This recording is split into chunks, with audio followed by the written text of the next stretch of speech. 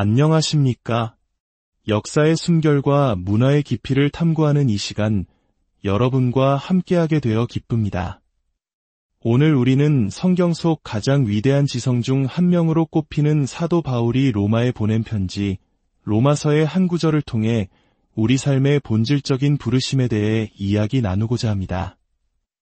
이 메시지가 여러분의 마음에 깊은 울림을 주고 누군가에게는 새로운 희망의 빛이 될 수 있다면 이 영상을 공유하여 하나님의 은혜를 널리 전해주십시오.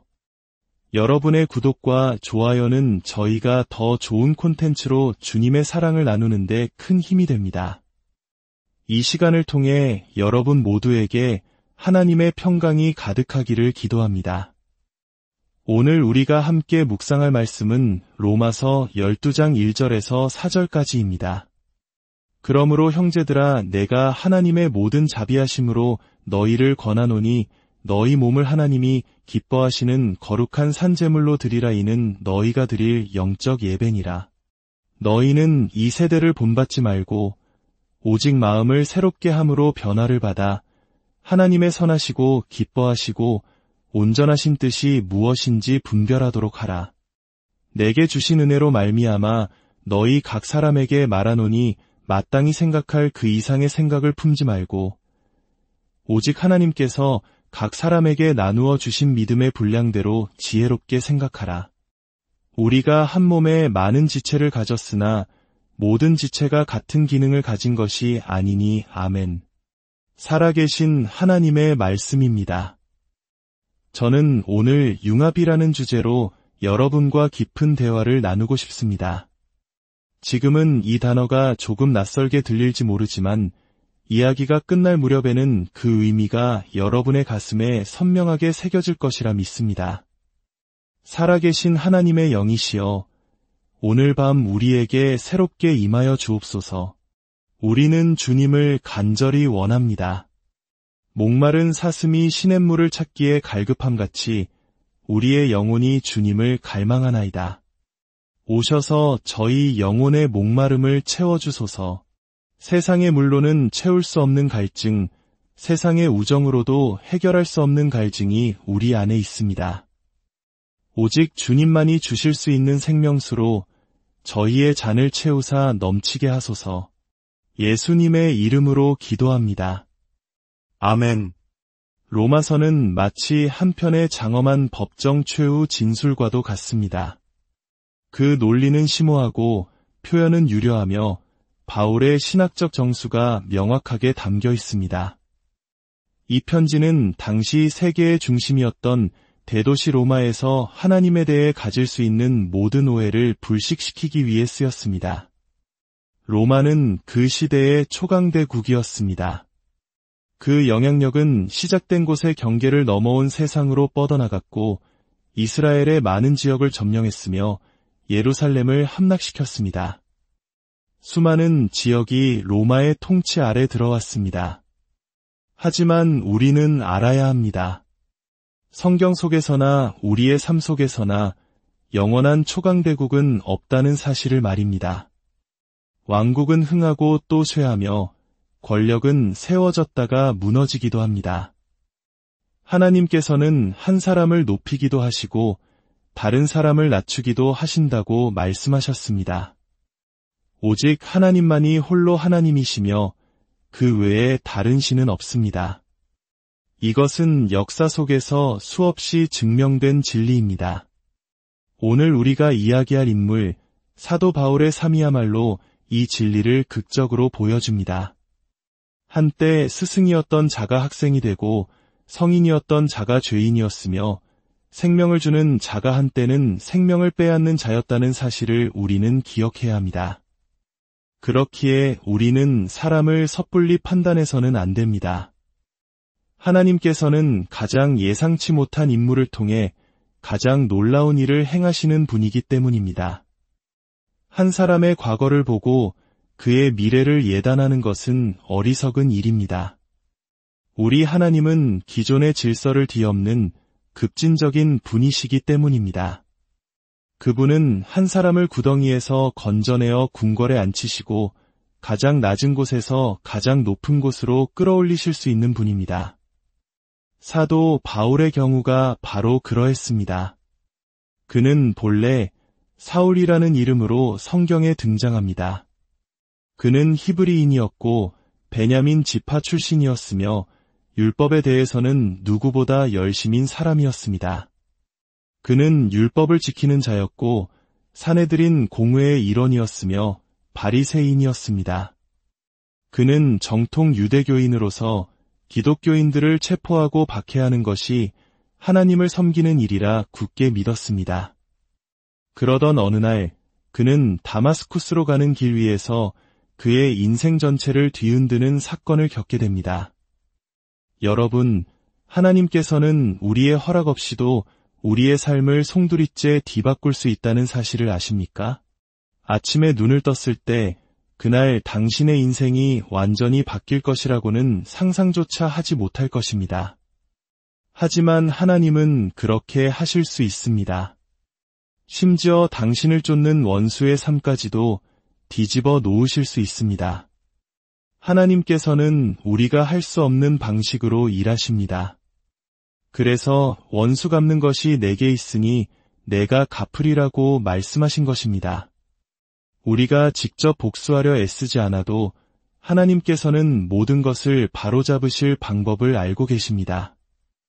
사울은 거대한 빛을 보고 그가 타고 있던 짐승에서 떨어져 땅에 엎드러졌습니다. 그는 주여, 누구시니이까? 라고 물었고 나는 내가 박해하는 예수라는 음성을 듣게 됩니다. 예수님은 이미 십자가에 못 박히시고 죽음에서 부활하시고 하늘로 승천하여 하나님 우편에 앉아 계셨습니다. 그러나 그분은 여전히 다마스쿠스로 가는 길 위에 나타나셨습니다. 하나님께서는 당신이 원하시는 것은 무엇이든 원하시는 때에 원하시는 방식으로 행하실 수 있습니다. 이것이 바로 하나님의 전능하심입니다. 이 놀라운 경험 속에서 사울은 잠시 눈이 멀게 됩니다. 그는 거대한 빛을 보았지만 그 직후 아무것도 볼 수 없게 되었습니다. 그가 이끌던 사람들이 이제는 눈먼 그를 이끌어야만 했습니다. 그는 육신의 시력을 잃었지만 영적인 통찰력을 얻게 되었습니다.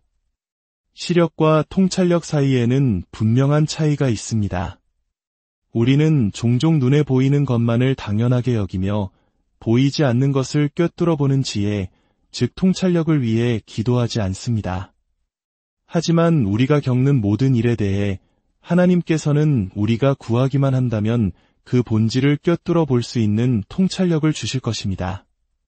사울은 겉으로는 약해졌지만 내면은 그 어느 때보다 강해졌습니다. 자신을 따르던 사람들 앞에서 초라한 모습을 보였지만 하나님께서는 그를 성령으로 채우시고 그의 삶에 완전한 변화, 즉 변태를 가져오셨습니다. 심지어 예수님의 제자들조차 그의 변화를 의심했습니다. 그렇기에 우리는 다른 신자들의 시선 때문에 하나님께서 우리 안에서 행하신 일을 의심해서는 안 됩니다. 하나님께서는 당신이 사용하고자 하는 사람을 사용하십니다. 다른 사람의 인정이나 동의는 필요하지 않습니다. 하나님께서는 사울을 향한 사람들의 두려움을 아시고 말씀하셨습니다. 두려워하지 말라, 그가 기도하는 중이니라. 어제까지만 해도 그는 다른 이들을 잡아먹으려 혈안이 된 사람이었지만 오늘 그는 하나님께 기도하는 사람이 되었습니다. 하나님께서는 한 사람을 이처럼 완전히 바꾸실 수 있습니다. 우리가 그들의 과거 모습에만 집착한다면 현재 그들이 어떤 사람으로 변화되었는지 결코 이해할 수 없을 것입니다. 과거는 그의 역사일 뿐 그의 운명이 아닙니다. 당신의 과거와 당신의 운명 사이에는 분명한 차이가 있습니다. 바울의 신앙 여정은 점진적이었습니다. 그의 첫 서신서인 데살로니가전서에서 그는 주로 주님의 재림에 초점을 맞춥니다. 예수님께서 다시 오신다는 사실을 믿는 것은 그에게 쉬운 일이었습니다. 왜냐하면 그 자신이 바로 다시 오신 예수님을 만나 구원받았기 때문입니다. 그는 자신이 경험한 것에서부터 가르치기 시작했습니다. 그러나 시간이 흐르고 그의 신앙이 성숙해짐에 따라 예수님에 대한 그의 계시 또한 깊어졌습니다. 계시는 점진적인 것입니다. 한순간에 모든 것을 깨닫는 것이 아니라 서서히 꾸준히 알아가는 것입니다. 우리는 주 예수 그리스도의 은혜와 그를 아는 지식 안에서 자라가야 합니다. 하나님께서는 매일 우리에게 어제보다 조금 더 많은 양식을, 조금 더 깊은 깨달음을 주십니다. 로마서를 쓸 때쯤 바울의 신앙은 최고조에 달해 있었습니다. 그는 더 이상 세상의 기준에 자신을 맞추거나 다른 사람들의 평가에 위축되지 않았습니다. 그는 고린도 교회를 향해서는 아볼로라는 유창한 설교가와 비교당하며 다소 위축된 모습을 보이기도 했지만, 나는 심었고 아볼로는 물을 주었으되 오직 하나님께서 자라나게 하셨다고 말할 만큼 지혜로웠습니다. 우리 모두가 그렇듯 바울 역시 하나님 안에서 자신의 온전한 모습을 찾아가기까지 시간이 필요했습니다. 여기 계신 분들 중 자신은 여전히 성장하는 과정에 있다고 고백할 수 있는 분이 얼마나 되십니까? 바울의 삶은 융합 그 자체였습니다. 그는 히브리 혈통을 가진 유대인이었지만 동시에 로마 제국의 시민권을 가진 사람이었습니다. 이것은 단순히 이름이 바뀐 것을 넘어 그의 정체성 안에 전혀 다른 두 세계가 공존하고 있었음을 의미합니다. 예루살렘에서 유대인들에게 죽임을 당할 위기에 처했을 때 그는 로마 시민을 이렇게 대하는 것이 합법이냐 고 외치며 자신의 로마 시민권을 사용했습니다. 그의 히브리적 정체성과 로마 시민으로서의 경험이 한 인격 안에서 충돌하고 융합하는 순간이었습니다.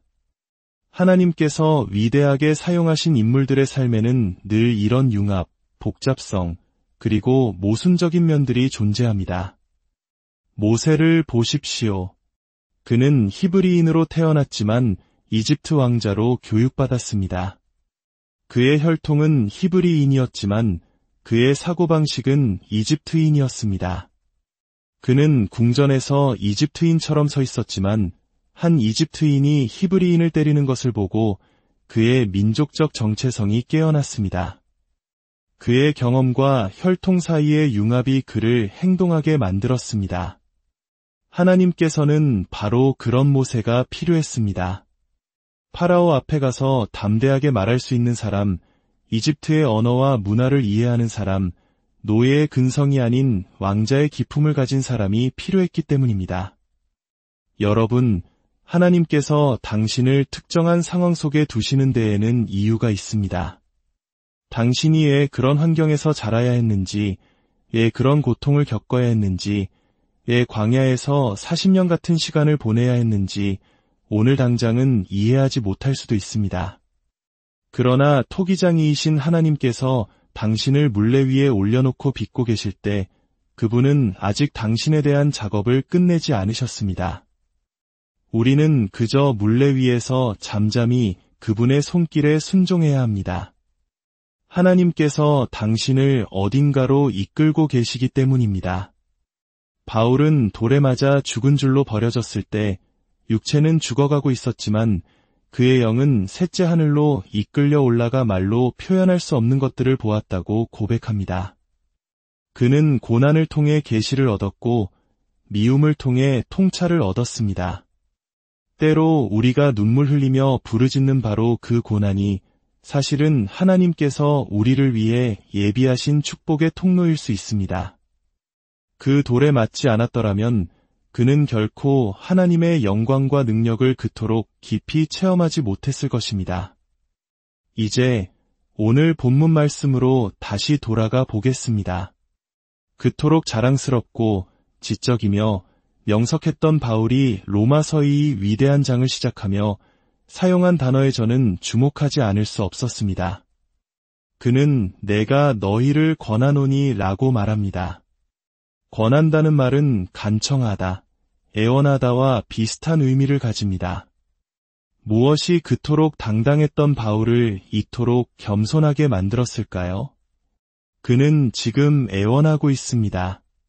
그러므로 형제들아, 내가 하나님의 모든 자비하심으로 너희를 권하노니 여기서 놀라운 점은 그가 아직 거룩한 삶을 살지 않는 로마의 성도들을 형제라고 부르고 있다는 사실입니다. 그들의 행위가 아니라 하나님의 자비하심으로 인해 그들은 이미 형제였습니다. 그렇습니다. 우리가 하나님의 가족이 된 것은 우리의 선행이나 자격 때문이 아닙니다.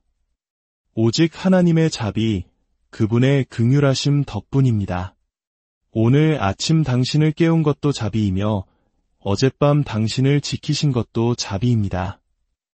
우리가 이 자리에 있는 것은 전적인 하나님의 자비 덕분입니다.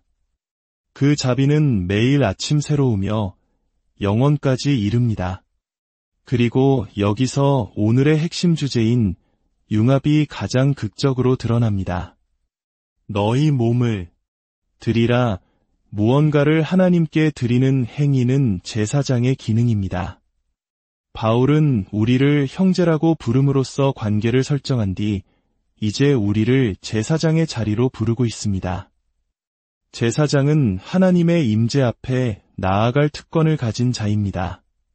그런데 무엇을 드리라고 합니까? 너희 몸을 드리라고 합니다. 구약시대의 제사장은 언제나 자기 자신 외의 것, 즉 흠없는 양이나 염소 같은 제물을 드렸습니다. 그러나 이제 바울은 한 사람 안에서 제사장과 제물이 하나가 되는 놀라운 진리를 선포하고 있습니다. 바로 당신이 제물을 바치는 제사장인 동시에 바쳐지는 제물이라는 것입니다. 이것이 바로 신약 시대의 위대한 융합입니다. 드리는 자와 드려지는 것이 분리되지 않고 하나가 되는 것입니다. 우리는 이 모습을 오직 한 분, 예수 그리스도에게서 발견할 수 있습니다. 그분은 친히 대제사장이 되셔서 다른 어떤 제물이 아닌 바로 자기 자신을 단번에 제물로 드리셨습니다. 그러므로 우리가 예수님을 닮고 싶다고 말할 때 그것은 우리 역시 제사장이자 제물로서의 삶, 즉 융합의 삶을 살고 싶다는 고백과 같습니다. 그런데 그 제물은 어떤 제물입니까? 산 제물입니다. 하나님께서는 죽은 제물을 원하지 않으십니다. 그분은 제물이 제단 위에서 여전히 꿈틀거리고 버둥거릴 때 바로 그 살아있는 상태로 바쳐지기를 원하십니다. 구약의 번제단에 뿔이 있었던 이유는 바로 이 살아있는 제물을 제단에 묶어두기 위함이었습니다. 죽은 제물은 묶을 필요가 없습니다. 움직이지 않기 때문입니다. 하지만 살아있는 제물은 고통 속에서 벗어나려고 발버둥칩니다. 하나님께서는 당신이 편안해지기를 원하지 않으십니다. 오히려 당신의 육신이 불편하기를 원하십니다. 당신의 자아가 꿈틀거리며 저항하는 바로 그 순간에 당신 자신을 제물로 드리기를 원하십니다. 어쩌면 당신은 지금 어떤 불편한 관계나 상황에 묶여 있을 수 있습니다. 벗어나고 싶지만 벗어날 수 없는 당신을 죽일 듯이 힘겹게 하는 그곳이 바로 당신의 제단일 수 있습니다.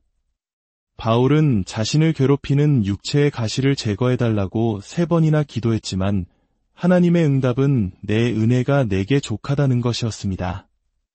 우리는 너무나 쉽게 편안함을 추구하는 시대에 살고 있습니다. 하지만 하나님께서는 우리가 불편함 속에서 순종을 통해 우리 자신을 거룩하고 흠없는 제물로 드리기를 원하십니다. 그것이 바로 우리가 드릴 합당한 이성적인 예배라고 말씀하십니다. 당신의 사역은 희생입니다. 당신의 사랑은 희생입니다. 당신의 공부와 당신의 삶 전체가 하나님께 드려지는 희생 제물입니다. 물론 그 과정에서 우리는 완벽하지 않고 때로는 넘어지고 꿈틀거립니다. 그래서 우리에게는 하나님의 자비가 필요한 것입니다. 그 자비가 없었다면 우리는 이미 오래전에 포기했을 것입니다. 오늘 하나님께서는 당신을 부르고 계십니다. 당신의 삶을, 당신의 몸을 산제물로 드리라고 말입니다. 다른 누군가가 당신을 드리는 것이 아닙니다. 당신 자신이 당신의 의지로 당신 자신을 제단 위에 올려놓아야 합니다. 이 말씀이 선포될 때 어떤 이는 꿈틀거리며 저항하고 어떤 이는 제단 앞으로 기어나오며 어떤 이는 얼굴을 땅에 대고 엎드릴 것입니다. 진정한 하나님의 말씀은 우리를 춤추게만 하는 것이 아니라 우리의 죄를 깨닫게 하고 무릎 꿇게 하며 온전한 항복으로 이끕니다. 사랑하는 여러분, 오늘 이 시간 하나님께서 당신의 삶이라는 제단 위에서 무엇을 원하시는지 잠잠히 귀 기울여 보십시오. 당신의 삶 속에서 제사장과 제물의 위대한 융합이 일어나도록 당신 자신을 온전히 내어드리십시오. 당신의 불편한 바로 그 자리에서, 당신의 눈물이 흐르는 바로 그곳에서 하나님께서는 가장 향기로운 예배를 받으실 것입니다. 오늘 이 자리에 함께하신 모든 분들, 그리고 영상을 통해 이 말씀을 듣는 모든 분들의 삶 위에 자신의 삶을 산제물로 드리는 고된 여정을 걷는 여러분 모두에게 우리 주 예수 그리스도의 은혜와 하나님의 무한하신 사랑과 성령의 교통하심이 영원히 함께하시기를